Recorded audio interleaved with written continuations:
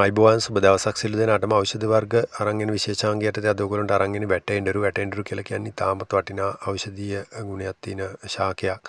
ඉතින් මේක අතු වලින් සහ බීජ වලින් පැල හැදෙනවා. සාමාන්‍යයෙන් ගෙඩියක් දොඹ ගෙඩියක ප්‍රමාණය වෙනවා. ඇතුළේ බීජ තියෙනවා. මේකේ කිරි අරගෙන තමයි ඉස්සර කළු ලෑලි පාට කරනකොට මේකේ කිරි ඊට අමතරව පහන් දැලි අරගෙන තමයි ඉස්සර කළු ලෑලි පාට කරේ. ඉතින් බලන්න මේකේ මල සාමාන්‍ය කහ පාට චූටි මලක් විපෙන්නේ. මේකේ කොලේ කැඩුවම කිරි එන එක සාමාන්‍ය ටිකක් විසයි. ඊට අමතරව මේකේ බීජ වලින් ඉන්ධන නිෂ්පාදනය කරන්න පුළුවන් හැකියාවක් තියෙනවා කියලා ඉන්දියාවේ පරීක්ෂණ කරලා තියෙනවා. ඉතින් ඔයගොල්ලෝගේ වැටට ඉස්සර වැටවල් වල හැදිච්ච ශාකයක් තමයි මේ වැට. එඬරු කියලා කියන්නේ ඊටමත් වටින ඖෂධීය ගුණයක් තියෙන ඖෂධීය ශාකයක්. ඉතින් ගොඩක් වෙලාවට මේක වෙදකම සඳහා භාවිතා කරනවා. ඉතින් හැමෝටම කියනවා මගේ channel එක subscribe කරලා තියන්න වීඩියෝ like එකක් දාන්න අනිවාර්යෙන් වීඩියෝ ටික බලන්න හැමෝටම සුබ දවසක් කියලා ප්‍රාර්ථනා කරනවා. ස්තුතියි.